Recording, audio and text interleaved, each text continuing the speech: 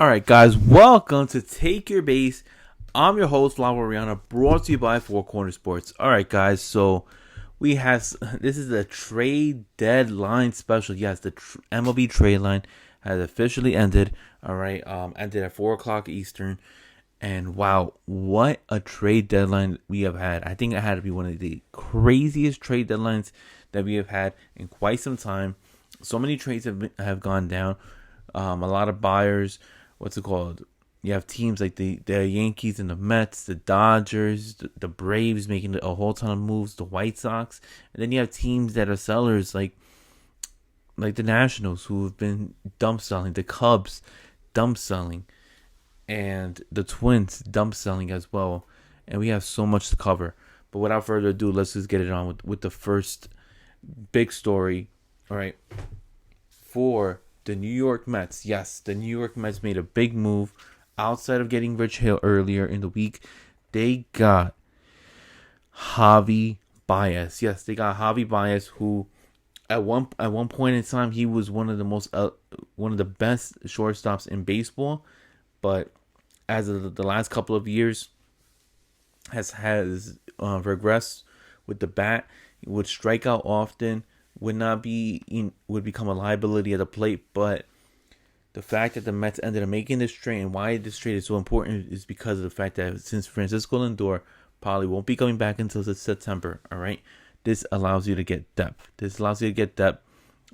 Whether it's for a rental or whether Javi Baez does plan on signing once the year is over. The Mets needed a shortstop. They needed somebody to fill in that hole while Lindor is out. When Lindor comes back, then it opens up a lot of questions on where you're going to put McNeil, where you're going to put Javi Baez. Obviously, Lindor, he is going to be as shortstop. But will McNeil transition to third? He's played third before. That isn't his strong suit. Will Javi Baez want to play third? I know he wants to be, up the middle with Lindor, especially the fact that they play side by side together in their Puerto Rican days when they were playing for Team Puerto Rico in the World Baseball Classic. Edwin Diaz gets one of his close friends to come in to the ball club, so it works out for the Mets. Lindor wanted his boy to come to the Mets, and we'll see what happens. But yes, the Mets got Javi Baez. Great defender. When it comes to the bat, he's very explosive. Does strike out a lot. All right, it's a very alarming rate that he does strike out. But when he puts the ball into play, it's usually going into the bleachers.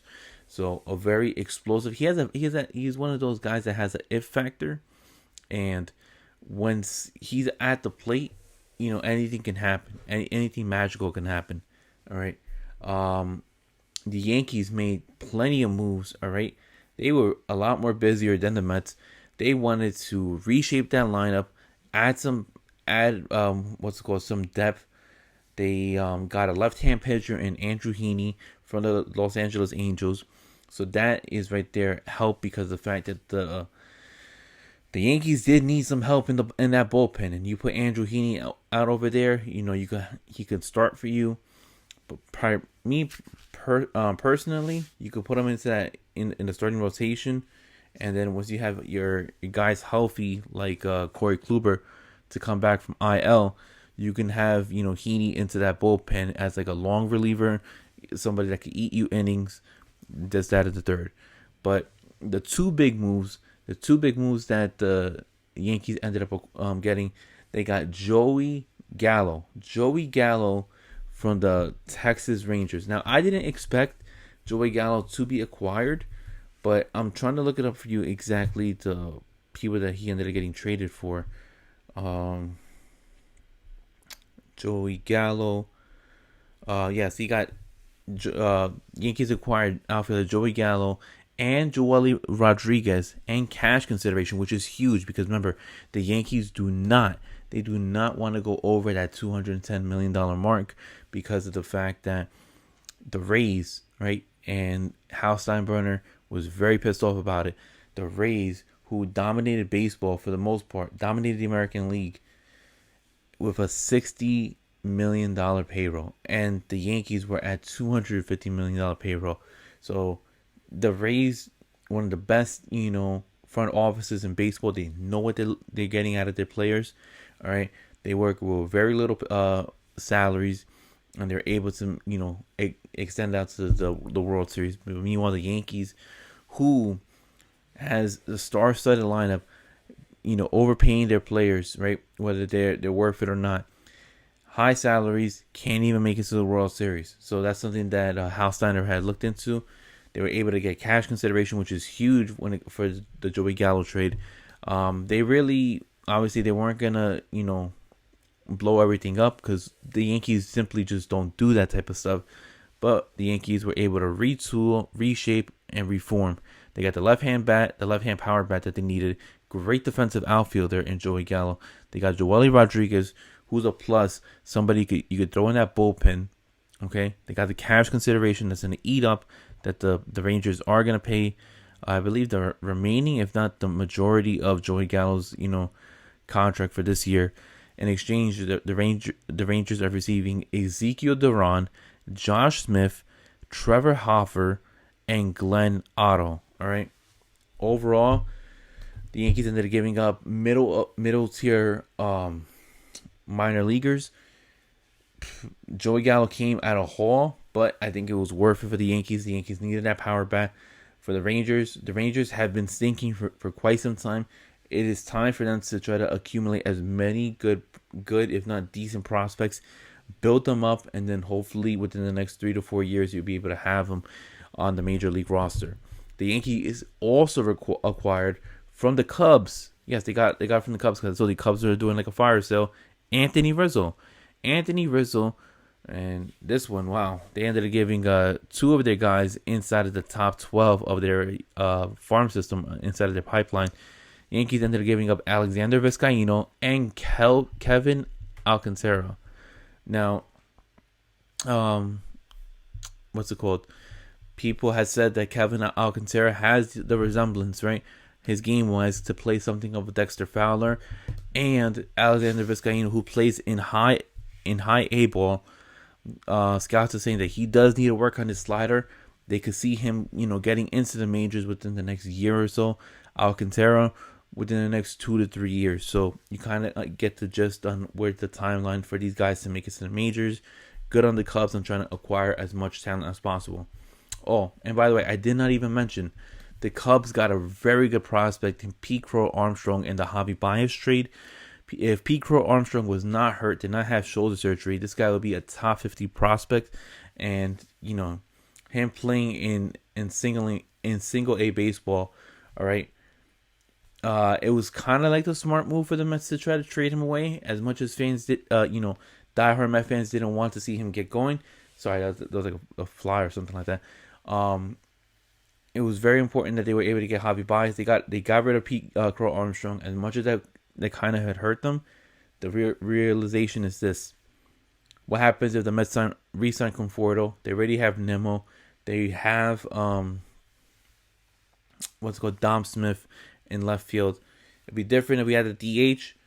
Then you could kind of like plug and play, Crow Armstrong. But it's one of those things where it's like you're not gonna just you can't have a 4 outfielder for the Mets. So understandable why the Mets got rid of Pete Crow Armstrong in exchange for Javi Baez. And the Mets also got Trevor Williams, which there was a tweet out by Mike Puma from New York Post had said that the Mets had the option between Trevor Williams or Zach Davies, and they chose Trevor Williams. If that's the case, that's terrible on the New York Mets because of the fact that Zach Davies is a way better pitcher than Trevor Williams. All right, but hopefully that's not true. Sometimes Mike Puma does come out with some bad takes. Another news: the White Sox made plenty of moves. White Sox got Cesar Hernandez in exchange for a left-hand pitcher, Connor Pickenton. All right, Cesar Hernandez, good player. All right, good versatile player. Played for the Phillies for a number of years, so kind of understand why he is. Pesky player, can put the ball in play. Plays a good infield. Plays a great second base. The White Sox also ended up acquiring, and this is the big one, Craig Kimbrell, closer Craig Kimbrell from the Chicago Cubs in exchange for Nick Madrigal and Cody Hoover. All right, So Cubs, like I told you, they're getting a lot of prospects. Nick Madrigal, gone for the rest of the year. But when he is good, he can put the ball in play. Does not strike out often. Cody Hoover, good. Pitcher out of the bullpen. Right hand pitcher that can give you, eat up some innings. Can can play a good seventh, possibly even an eighth inning guy down the line. Braves ended up reacquiring Adam Duvall. Ended up giving up, I believe it was a single A catcher in Alex Jackson. Braves also acquired Eddie Rosario from the Cleveland Indians in exchange for Pablo Sandoval. Braves also got cash consideration from the Cleveland Indians, which were now, by next year, they'll be called the Cleveland Guardians. Don't really care for that name. It is what it is. But it's crazy. Braves got cash consideration giving up Pablo Sandoval, and they exchanging cash and Eddie Rosario. Clearly, Cleveland does not know how to make trades. Blue Jays, this is a stunner. I really thought the Mets were going to get this one, but the Blue Jays snuck in and were aggressive. They really wanted to make an impact. They wanted to get good starting pitching. The Blue Jays ended up acquiring Jose Barrios from the Minnesota Twins, one of the right-hand pitchers, right? One of the starters that many teams were looking into. I know it was the Twins, the Mets, the Dodgers. I believe, I'm not sure if the Cardinals were in it or not. I know the Cardinals made some small moves, but there were plenty of teams that really wanted Jose Barrios, and Jose Barrios is officially a Blue Jay. All right, he is he was traded for Blue Jays prospect shortstop Austin Martin, and also right-hand pitcher Simeon Woods Richardson. The Blue Jays ended up giving up a haul for Jose Barrios, but if it looks like the way it's going to look, it looks like it's going to be worth it. Reason why I say that, Austin Martin has a high ceiling. Same thing with Simeon Woods Richardson. They're very high up there when they were part of the Blue Jays farm system. So Blue Jays ended up giving up a lot. I just wonder, the Mets were in on him. I wonder what did Minnesota want? Did they want Vientos? Did they want Mauricio? Did they want Brett Beatty, Matt Allen? Okay, it had to be something along that ballpark where it forced the Mets to be like, nah, we're not giving up our good young prospects for Jose Barrios on a rental. The A's got Yan Gomes and Josh Harrison for catcher Drew Milas, Seth Suman, and Richard Gosh. Phillies got Kyle Gibson, all-star pitcher from the Texas Rangers. They acquired him from Texas. Kyle Gibson, Ian Kennedy, gets to reunite with Joe Girardi, who ended up starting his career with him. Hans Krause in exchange for Spencer Howard. Whew, that was good. Texas got a good one in Spencer Howard. Kevin Gowdy, Josh Gresser, and wow, I mean, did they get that right? Whew. They got Spencer Howard, and that's what they wanted. Good on the Rangers. The Giants, yes, the Giants made a big splash. They needed a good third baseman, and the Giants were aggressive enough, and they acquired Chris Bryant. Yes, Chris Bryant is going to be a San Francisco Giant. Wasn't able to play today. Imagine he's probably going to play either Saturday or Sunday. But Chris Bryant is going to make an impact on the San Francisco 49ers, San Francisco Giants. Wilmer Flores is currently playing third base. I can see Wilmer Flores, sliding into possibly first base if it has to come down to it, in case they need him for his bat. But Bryant is going to be playing third base. Maybe even left field. But Chris Bryant added to the San Francisco Giants. Evan Longoria is not currently there because of shoulder surgery. He's on the 60-day IL. Once he comes back, you're going to see more offense to this lineup. This team's already leading first place by 2.5 games. Dodgers are trying to climb up there. And with that being said, the Dodgers, speaking of the Dodgers look like a super team at this point. The Dodgers made one of the biggest acquisitions this trade deadline, and they ended up acquiring Max Scherzer, and not just Max Scherzer from the Washington Nationals. No, they ended up acquiring Trey Turner, a MVP candidate, and they ended up acquiring a 3-time Cy Young Award winner. Max Scherzer, one of the more phenomenal pitchers in baseball, top 5 easily currently today. The guy's a bulldog. He's not afraid to hit anybody. He's willing to bring in the intense heat, and it's unfortunate the Nationals are unloading everything whatsoever that they could possibly have and restart all over. I feel bad for Juan Soto. Juan Soto is currently pretty much Bryce Harper 2.0 in the aspect of he's gonna have to deal with this mess, deal with a very crappy lineup at times, and knowing that he's not gonna be able to compete for a world title anytime in the near future. So sucks for Juan Soto. Nationals.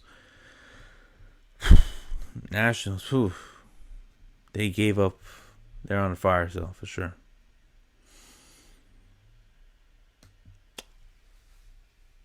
But yeah, guys. So, Yan Gomes, Josh Harrison, Kyle Gibson. Did I say Jorge Soler? Yes. Also, Red Sox. They ended up acquiring Kyle Schwarber. Red Sox acquired Kyle Schwarber. Red Sox were trying to get Anthony Rizzo. They were unsuccessful. Red Sox ended up giving up Aldo Ramirez, a right-hand pitcher. So another unloading of the Nationals, getting rid of one of their newer signees this past offseason. Outside of that, I mean, there was like little trades, like Mariners got Tyler Anderson for the Pirates in exchange for Carter Benz and Joaquin Tejada. Starling Marte went to the A's in exchange for Jesus Luzardo, which I love that. If I'm Miami gets another left-hand pitcher, because pair that up with Sixto Sanchez, and Luzardo has a high ceiling. He's going to go back home to his native Florida. Could see him being more relaxed and at ease as opposed to pitching in Oakland. Astros acquired Kendall Graveman and Rafael Montero, which that was a big trade right there. That's a low-key big trade in exchange for Abraham Toro and Joe Smith. Joe Smith, journeyman. He is going to the Mariners, and we'll see what happens for that. Padres got infielder Adam Frazier and cash consideration from the Pirates to keep the Marcano and Jack Sawinski, along with Michelle Miliano. And Rays earlier, what's it called? About like last week, they got DH Nelson Cruz in exchange for Joe Ryan and Stroh Stotman. Braves also acquired Jock Peterson in exchange for Bryce Ball. And yeah, guys, I mean, that's all the trades that ended up happening this trade deadline. What a wacky trade deadline. I think the teams that improved dramatically are the Yankees. The Yankees improved a lot. All right. Do I think they're going to make it to the playoffs? It's very possible. The Dodgers, they look instantaneously as World Series favorites. If they don't make the World Series, let alone win it, it's become a huge disaster. White Sox look phenomenal. That bullpen looks crazy good, especially with Craig Kimbrell inside that bullpen. Braves are trying to retool. Kyle Gibson to the Phillies, that's a good trade. I really like that. I would say the winners of this trade deadline would have to be Dodgers, White Sox, Yankees, Braves. All those teams do get an A plus. I mean A plus and A. I would say Dodgers, Yankees, and White Sox definitely gets an A plus. Braves get an A. The Mets, in my opinion, they get a B minus. They got a B minus because they were able to refill up a hole that they needed for Francisco Lindor, since he's on the IL. But the fact that they ended up giving up Crow Armstrong does give them a B minus. A's getting Yan Gomes. They ended up getting Josh Harrison. They also ended up getting Starling Marte. I give them a B, a solid B. They had to give up Jesus Luzardo. So I like Jesus Luzardo. He has a very high ceiling. Just think that maybe they could have won a different option instead of giving him up. But yeah, guys, that covers everything on the trade deadline. Tell me, guys, what you guys think on who ended up winning the trade deadline. Who was your losers? Quick, before I let this go, I think the losers in all this, in my personal opinion, I would say the Cincinnati Reds are big losers. They could have done something well. The Brewers, they got a D. They got Daniel Norris. I'm not really too happy about that if I'm a Brewers fan. The Padres didn't do much of anything. So I would say Brewers, Padres, okay? And then after that, maybe I would say Reds, yeah. Reds. Reds get an F. Padres get a D. And then after that, I forgot the other team that I just mentioned. But yeah, that's my losers for the trade deadline. Mets could have been there. They would have been there if they did not make a trade, but they were able to get Javi Baez. But yeah, guys, tell me, guys, what you think about the trade deadline. I'm your host, Flavo Oriana. Please hit that like and subscribe button. That really does help out the channel. And I'll see you guys next time. Peace, guys, and have a good one.